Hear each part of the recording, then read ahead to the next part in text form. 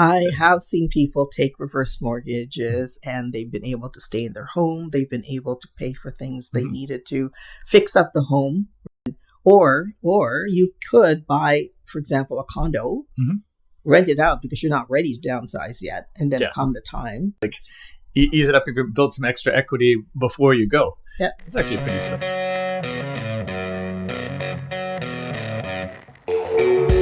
Hello, everyone, and welcome to Bamboo, Vancouver's property management and investment podcast. This week, I'm with Karina from Stainsby and Keller Williams Real Estate.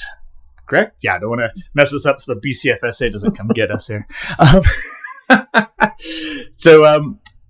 Reason why we have Karina up here is to follow up with one of our previous shows that we talked about aging in place and things of this nature.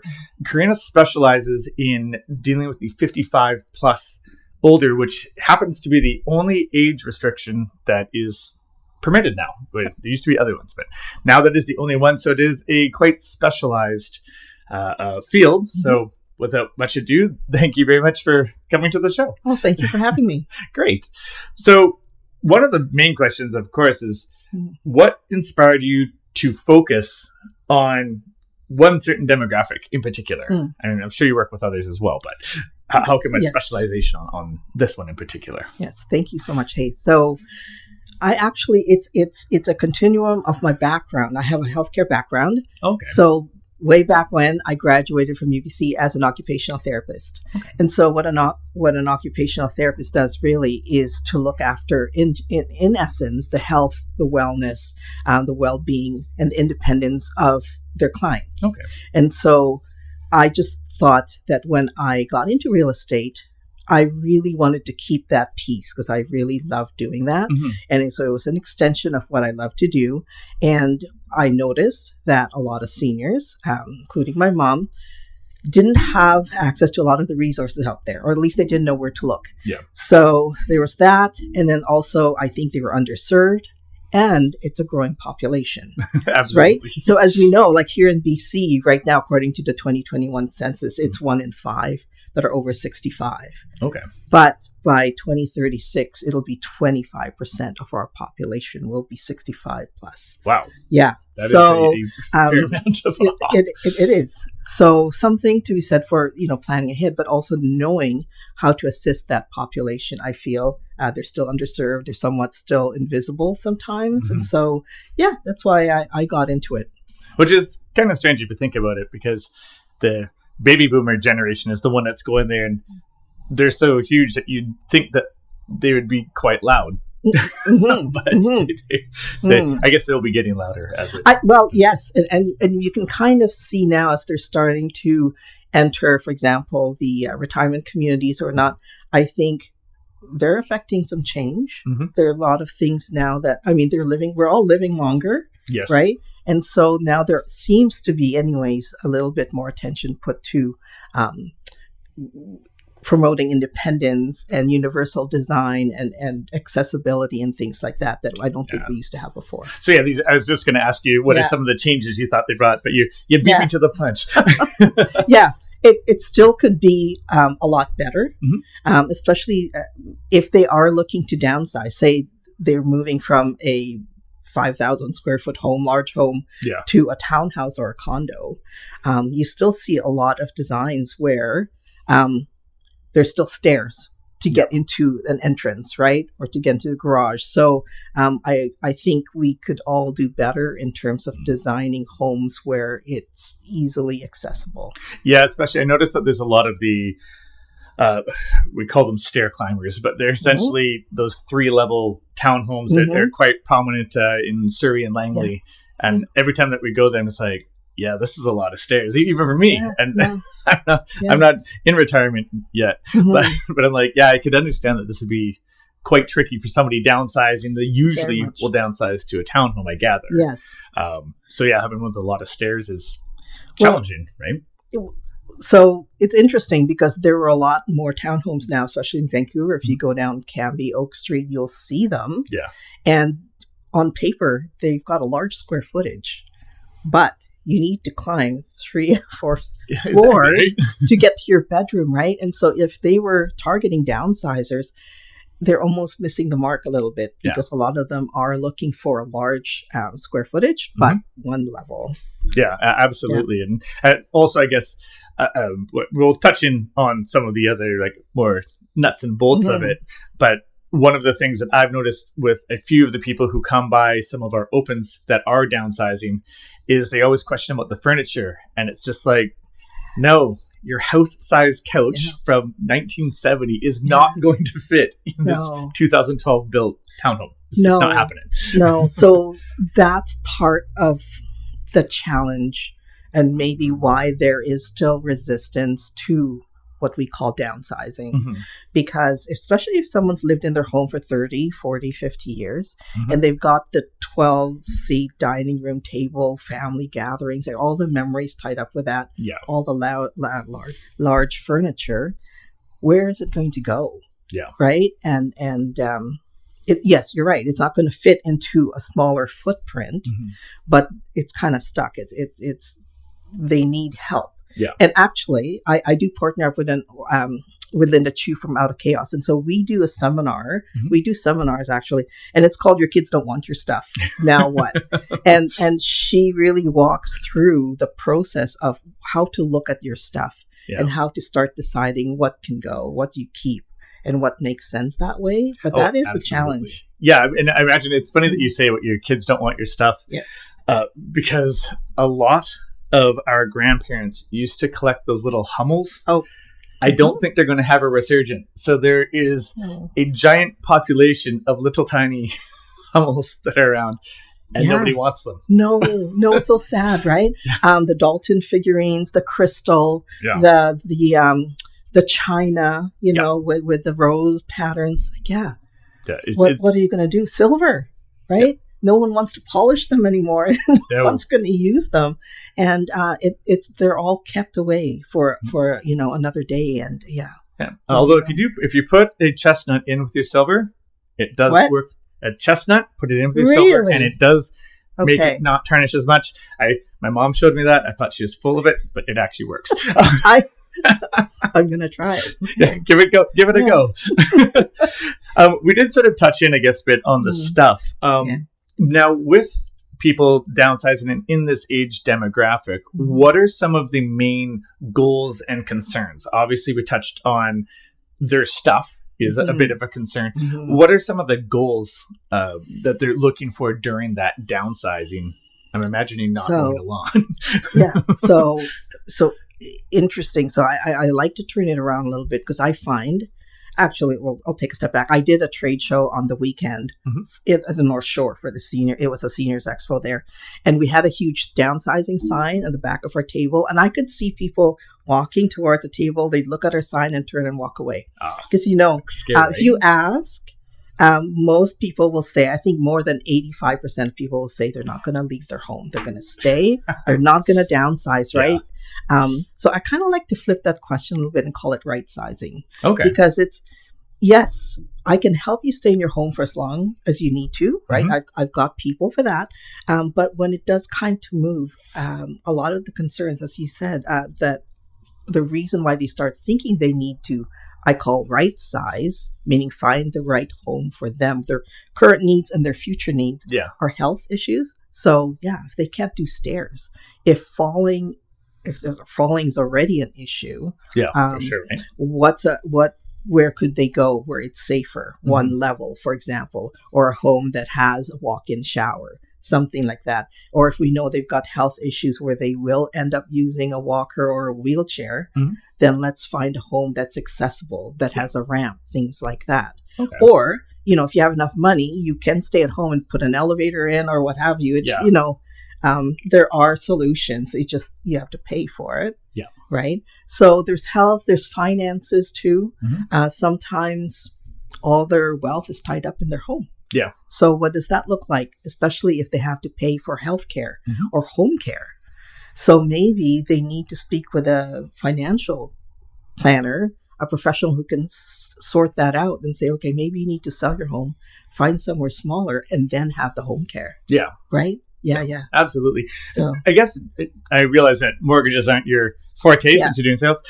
Do you have any light overview thoughts about the reverse mortgages? I know that in the States, all hell breaks loose because if they run out of money, they kick them out. Right. I believe that it's different here in Canada. Yeah. So do you think they are a good idea or a reasonable idea, or maybe shy away in actual functionality? There has been a lot of negative press around reverse mortgages in the past. But over the last few years, I would say there's been a lot more interest in them. Mm-hmm. I always tell people it's one solution, right? Yeah. And it doesn't necessarily work for everyone and for every sort of situation. Of course. But it could be the meaning between you keeping your home versus you having to move and finding somewhere else, because you don't need to pay the monthly payments, right? Yeah. Until you either sell the home or pass away. Yeah. So you could have the cash flow there to use, for example, for healthcare costs, home care costs, etc. Okay. But it's not a solution for everyone. But I would say you really need to speak to a professional who specializes in that. And at CHIP, for example, someone from CHIP Reverse Mortgage can sit down and actually show you, here's what happens if you continue along this path. Here's what happens if you get the reverse mortgage. Yeah. And then you really can make that informed decision. Yeah, which is the best thing. More information makes things less scary. That's right. That's right. And I have that conversation with our first-time buyers on the other end of the spectrum all the time. Yeah, exactly. Exactly. So that's this one I sort of want to touch base because I figured you've probably seen people weighing out the various options here. So I have seen people take reverse mortgages and they've been able to stay in their home. They've been able to pay for things they needed to fix up the home, right? Yep. And or you could buy, for example, a condo, rent it out because you're not ready to downsize yet, and then come the time, that right? Makes sense, then move over. Like ease it up if you build some extra equity before you go. Yeah, it's actually a pretty slick. Yeah, so something, And a professional could walk you through those different options. Yeah, absolutely. Mm-hmm. So with that, I mean, you're talking about purchasing the downsized home and all that. What are some of the things that differ between an older client and a younger client? So, I mean, obviously, we're figuring that on one level will be some of the actual looking, but the actual process itself, I think, is a little bit different as far as... Yes. In general, I guess. Yeah. I would say there are some differences, but there's also a lot of things in common, I would say, with first-time home buyers, as you pointed out, because they need a lot of first-time home buyers, for example, need a lot of hand-holding. They need you to explain each step of the process because they're feeling overwhelmed. Yeah. Well, imagine a senior who hasn't bought a home in 40 years. So our process has changed so much. Very much right? so. So a lot more paperwork, right? So walking them through that as well is part of the challenge. No, it's not a challenge. It's just different. Yeah, absolutely. It's different. And they like to hold a piece of paper. They like to, you have to sit there and have them sign it. Yeah. Sometimes they don't have a computer, right? And so they can't do, signing online. So that's the other thing. Yeah, I actually just worked with an older set of clients. Yeah. And we did not use DocuSign or any of that. We had to go and do it manually. Yeah. Luckily, they lived in New West, so I can, or just outside of it, so I can get back in quickly. It can be a challenge if you're doing counter offers back and forth. Yeah, exactly right. So, but no, it's great. So that is one thing. You do need to take the time. You do need to slow things down. With seniors, a lot of times their family is involved as well. So it's not just them. So the kids are there too, and you need to make sure that everyone's on the same page, right? Yeah. The last thing you want to feel is, one group saying, you should sell, and there's another group that says, no, you should stay. Yeah. We need to look and make sure at the pros and cons of that. Yeah. And I want to just say too that at the end of the day, I work for my clients. Of course. And I provide all the information, right? The resources. They need to make that decision. No one else should be making it for them. If they insist on staying at home, so be it. Yeah, absolutely. That is their choice. Yeah, and that totally makes sense. And I could understand how that could get people get pushy and people get weird when money's involved, right? So I could absolutely see how that would come up. It's very delicate, right? Yeah. And you have to respect and preserve their dignity. Yes. Yeah, absolutely. Which is actually kind of a nice segue. So thanks a lot. Can you walk us through any of the myths or misconceptions that people have about downsizing or right-sizing for moving later in life? Right. Okay. So I kind of touched on it earlier. Downsizing, people think about, I have to go smaller. Yeah. I have to get rid of a lot of stuff, all my stuff, and move into a tiny little condo. And that's not always the case. And so I did bring up right-sizing. So right-sizing, I think, is a better way to look at it, is to think about your current situation, what your needs are, what your wants are, and then think about where you'll be in the next 5, 10, 15 years. I got you. Look at your health, look at your finances, look at where your kids are. Do you want to move closer to where your kids are? Do you want to stay in the same neighborhood because your doctor's there? So all those kind of things play into where you're going to go. So you don't necessarily have to go smaller or get rid of a lot of stuff. Yeah. But a lot of times that does happen because most times homes require upkeep. Yes. And that's a lot of energy to maintain a home. Or if you don't maintain it because you can't, then that's not a good situation either, because obviously things do need to be maintained, and the longer you leave it, there's costs involved with that, and it may not be safe. So it's always better to have that conversation with your family ahead of time, right? Talk about the future and then look at your options. You don't have to move now, but know, for example, if you want to move to a retirement community, there's a lot of really good ones. Thornbridge here in New West is a beautiful one.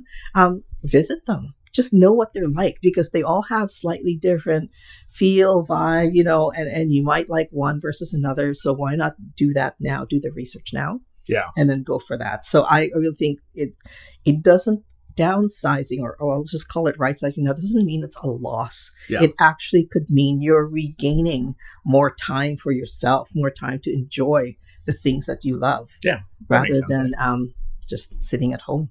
Yeah, I think a lot of people also associate all, retirement homes with like these drab walls that sort of, resemble detox clinics and just everyone's sad. Yes. And it's like, I do think that things have changed substantially, as you said, that especially with the boomer generation coming in has made changes for the better. So they're not just all beige walls where people are essentially waiting to die. Kind of thing. And it's like, there's a lot of differences now. Not at all. In fact, a lot of them, I feel they're like cruise ships on land, in a sense where, there are so many different activities that you can take part of. I had one lady, she was a retired teacher, and she actually started a poetry club. So that's what she did. And cool. So, it's kind of cool. You can be as involved or not as you want to. But then you can garden outside, things like that. But they're all slightly different. So that's why I say it's best to, like anything, hunt around, right? Yeah. Take a look at the prices. What do you get for that price? And they do come in a range. They're not all necessarily high-end, $10,000, $12,000 a month. There's some mid-range ones as well. Okay. So there's some various things that they should look into before they leap, as it were. Absolutely. As with anything, though. Yeah, absolutely. Almost everything. So you did touch in on that with, there must be a very emotional side to selling the family home after being there for multiple generations or decades or what have you. What are some of the ways to walk through that and handle it? Because I imagine that, it's trouble when emotion's involved, because you can't logic emotion, right? So what are some sort of methods to kind of handle that, or that you've seen that work with people handling the emotional side of it? I think it comes back to what we talked about earlier. It's just taking the time, and it's not an instant thing, right? Sometimes it starts with just an idea in your head, and then you start to investigate more, do more research, and then it's time. So I'll give you an example. I worked with a couple. they knew what I did. We were introduced, and the person who introduced us knew that health was declining, and they really needed to look for a smaller place. Well, at that time, they had bought and created their own forever home. They had adapted it to their needs. It had a stair climber, walk-in shower, what have you. That was their home. So they didn't need me at the time. They didn't want to even consider it. Yeah, of course. They only used me they wanted a cleaner. So I gave them someone, referred someone a cleaner. But over time, right, we kept in touch. And over time, as their health declined, they go, Karina, what does it look like? If we do decide, what does it look like? And so I did what I said. I took them around. I toured people around. We picked the neighborhoods that they wanted. And they looked at the different residences, retirement communities. They needed a 2-bedroom. Interestingly enough, a lot of them don't really have a lot of 2 bedrooms. It's all based on single, I guess, a lot of 1 bedroom. So that was the challenge, was finding just the right place for them. And we were lucky enough. We found a place, Terraces on 7th in Vancouver, where there were 2 units that were available side by side. So the community actually did the renovation to merge them together. That's kind of cool. 2 bed, which is kind of cool. And so they are happy. And at that point, luckily, we were able to get them in, and I was able to get their home sold. But they had to be ready. You can't really push people. Now, that being said, for people who can't go home, say they have a tragic fall, or they have a really bad illness where they really can't go home anymore, that's kind of when we're scrambling then. Right? The families are trying to figure out, okay, where can they go? Who's going to take them? And just so you know, the wait lists for example, subsidized assisted living or long-term care was years long. Wow. Yeah. So we need more of those, is what you're saying. We do. Yeah. Okay. Now, with that, I mean, people who are downsizing, they don't always go to a retirement community. No. Do a fair percentage of them switch into renting? Yeah. And that? So they downsize to renting it? And it's interesting. Most of my clients this year have all done that. They've released the equity in their home, so they've sold their home, and then they're using that money to rent either a condo or retirement community or what have you. Yeah. Okay, yeah. So it's interesting. They're not necessarily looking to buy into the market again. Yeah, which makes sense. I mean, you're dealing with all the ups and downs of different mortgages and that, taxes and all this stuff. Whereas, some of the benefits of renting, you just pay your monthly, your fridge breaks down. That's right. Come fix it. That's right. Yeah. The end. It's getting their head around strata though. Because if they've always owned a home, it's like, what? There are rules? What do you mean? Suddenly I can't barbecue out here? Yeah, or paint my door pink. Right. So I guess there's some adjustments that go there. Yeah, we've had some people who are downsizing and that come for the rentals, and it's always interesting when you receive that document for application saying retired and renting, and like, oh, okay, you see what's going on. And then once we check the financials, we always have the landlord ask, like, oh, well, they don't have a job. Are they going to be okay? It's like, well, they just sold their no mortgage $1.8 million home. Yeah. They'll be okay for your $1,700 rent. You know what I mean? That's a question I always get asked as well, because we don't have a job. So who's going to rent to us, right? Yeah. And anybody who's doing their job as a landlord, once you're checking in, whether you're doing DIY or professional, we always go through the documentation for the financials. So obviously we can look through that, as well as a lot of the professional property managers either are also realtors or at least know one. Yeah. So they can verify, you sold your home? Look at MLS. Yep, it just sold a month ago. Okie dokie, or telling me the truth. Yeah. Right? Well, that's good, actually. Yeah. I can let my clients know. It gives them peace of mind. Oh, absolutely. Knowing that it's not going to be such a hurdle to find a place to rent. Yeah. They may have to show the money, of course. Tom Cruise yelled in, I forgot what movie that was, Moneyball, I think. But show me the money. Yeah. But most will take that into account, and not to be morbid, but like if people know that they're older, $1.8 million will last 20 years probably. Okay. Right. So like we do have to take that into account. Unfortunately, it's the nature of the beast. It is. Yeah. Now, you were mentioning that you went and found a retirement home area down in Vancouver. And we know that there's different, like in New West has 55 Blackberry, which is a 55 plus building. Mm-hmm. Are there more hot pockets, if you will, that you seem to see more people going towards? Are they downsizing from the city and going rural, or vice versa, or any trends that you may see, even if it's anecdotal? Well, not a whole lot. People tend to want to age in and around the neighborhood that they're familiar with. Okay. Right? So if they're in Vancouver, then I notice they want to stay in Vancouver. Yeah. I can say, hey, it's cheaper out here in Surrey. There's a new one out here in Wally neighborhood. Oh, no, I'm not going to go out there. It's Vancouver. Now, that being said, there's a lot of retired people who live out, say, in White Rock. Mm-hmm. A lot of retirement communities, large retirement communities out in White Rock, because that's a big percentage of their population. Yeah. Same with Victoria, Vancouver Island. Yeah, a lot of people retire there. So that makes sense. Yeah, they tend to stay where they are, I think. Okay. Yeah, I mean, people generally general do that. That's right. Unless family, right? They're moving towards family. I've got a lady who moved from Toronto, and I helped her find a retirement community here because her kids were here. Yeah, that makes sense. Not to mention, I'm sure the winters are a lot more pleasant for her, not have to deal with. Absolutely. I used to deal with rain instead, and this is a lot nicer. Definitely. Now, with your clients, how do you help balance the financial planning and accessibility and lifestyle needs? Like, there's a lot of balls in the air for this. Yeah. And as well, I guess as a follow-up question, probably I'd imagine financial is one of the higher one, because if you can't get the thing, then you can't be in it. Yeah. But what would the hierarchy, would you say, is usually like 1, 2, and 3-ish for people doing the move?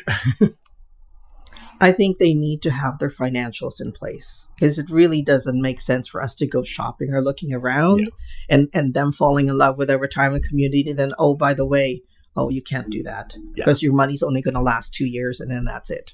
Right? It doesn't make sense. So I think make sure you have someone that you trust, financial planner or your family member who's savvy with that and can kind of work out what it'll look like over the next 5-10 years. Mm-hmm. Will the money last? Or, if you've got investments, then will that pay the rent? I don't know, whatever that looks like. Yeah. And so they need to do that. And then again, take a look at where they're at, their health, right? Mm-hmm. Where they want to be, where they want to settle. If this is invariably going to be their forever home, so then what does that look like?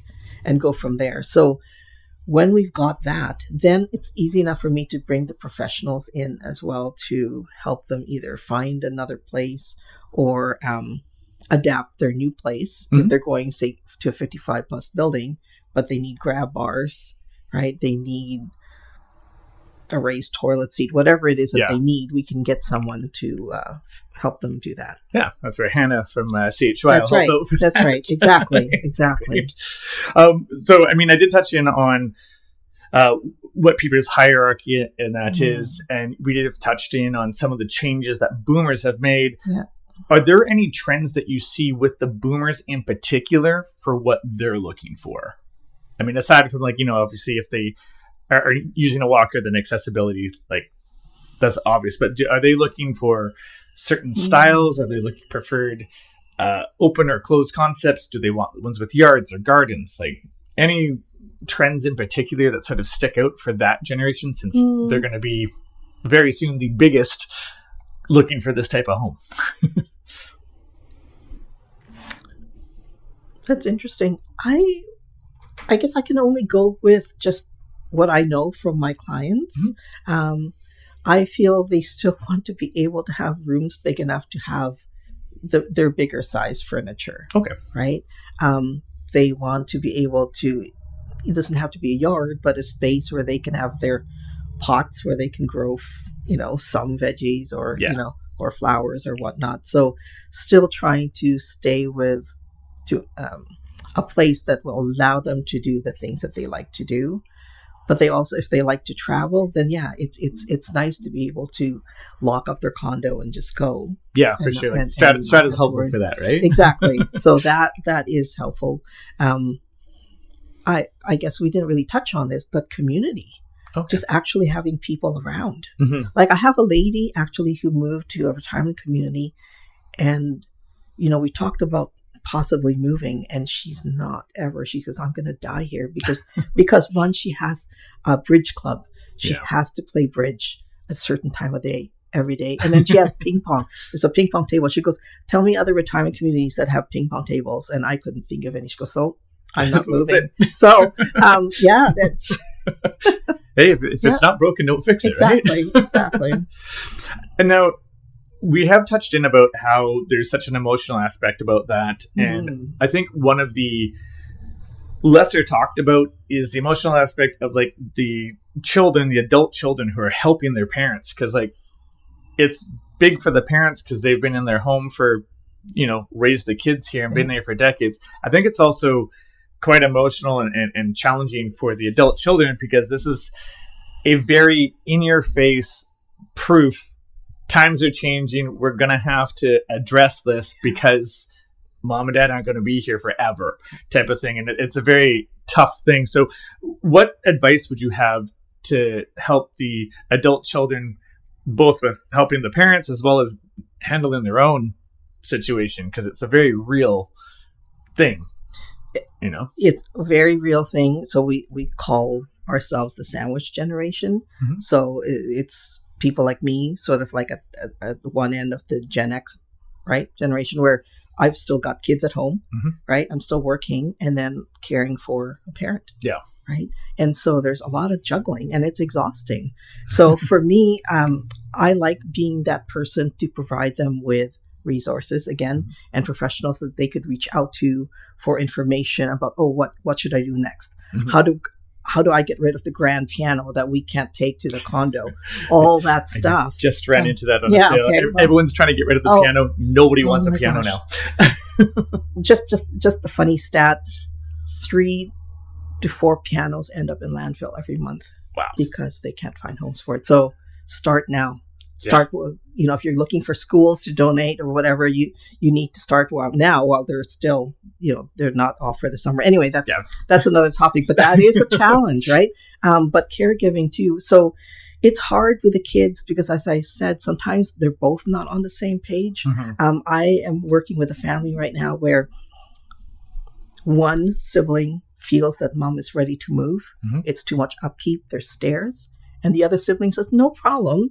I'm around, so there's no need for, mom to move. And so what happens now? Yeah, right? I'm sure that comes up, that brother and sister type thing. Yeah.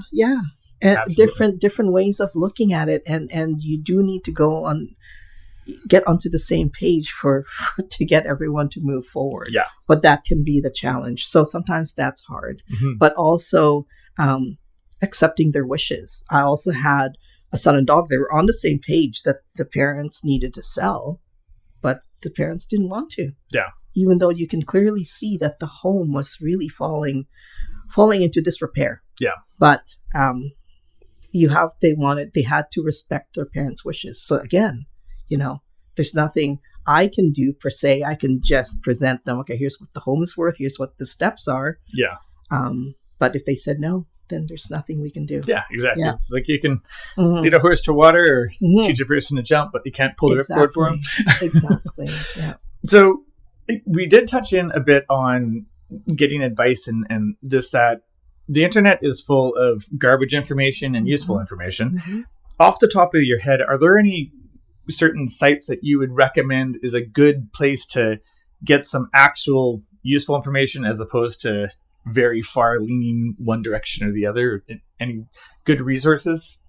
Off the top of my head right now, I would say you go on the CARP website. So CARP is the Canadian Association of Retired Persons. Okay. Right? It's similar to the AARP, American Association of Retired Persons in the States. Okay. Now, the AARP, mind you, has been around longer, and it's like they've got so much resources. You could actually go on their site too and look at their resources. But CARP, and I am the chair for the Vancouver chapter. Okay. And we do have a lot of resources and advocacy and links on our website for people who are looking for information. Okay. Zoomer, if you've heard of the Zoomer media, they also have a website where CARP is part of that, but they also have a lot of articles and things like that on finance, on health, on traveling, things. And so it's a good place to start. A good starting bit baseline. Absolutely. Okay, that's great. And so because you've been doing this for quite some time, do you have any favorite success stories that have happened? I mean, I'm sure there's many of them, but any ones that like stick out in particular where it's like, that was awesome. Yeah. I would say there are a few, but one that sticks out was this. She was my first client who actually took advantage of, I always offer that we can do everything for you, right? We can help you with clearing your place, donating whatever we can, clearing it all out, cleaning, packing her stuff, moving and unpacking at the other end. So she was my first ever client and well, knock on wood, it really went seamlessly. And I think it was mainly to the movers, the packers, everyone was organized that way. It just happened really well. It happened during COVID. So if you imagine all the retirement communities then were on kind of lockdown. Yeah, they were like right? really heavy. So there were very specific protocols in terms of who's going to be at what hallway to use the elevator and all that. Everyone had to be masked. So thankfully, the company that we did use was very well aware. They had experience in working with this retirement community. So it went really well. And then the service that I used, the organizing service I used, unpacked all her things. So she literally like just walked in the door. Her bed was made. Her clothes were hung. That's right. Awesome. It was, because the reason she did that is she had a health condition where she couldn't, joint issues, pain, she couldn't use her hands anymore. And so we did that for her. And that felt really good. And there's a photo of myself and my husband actually putting together her IKEA desk. We did that as well for her because there was no who was going to come and do that, right? So we did that for her.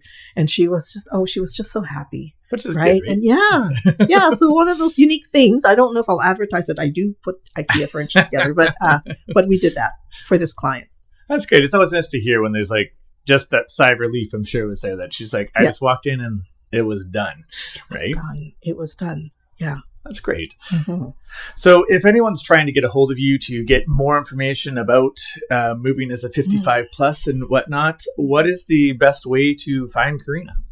Okay. You can call me at 778-866-1215, or you could check out my website. So it's stainsburyrealestate.com. Okay, perfect. And we'll have that all in the description below. So that it'll be easy to find. Yeah. Alrighty. Well, thank you very much for coming on the show. We really appreciate it and definitely have learned about this in particular segment that's growing quickly. Absolutely. And thank you so much for having me. That was a lot of fun. Good. I'm glad you came on. Thank you. And if you've been listening this long, thank you very much for tuning in to Bamboo, Vancouver's property management and investment podcast.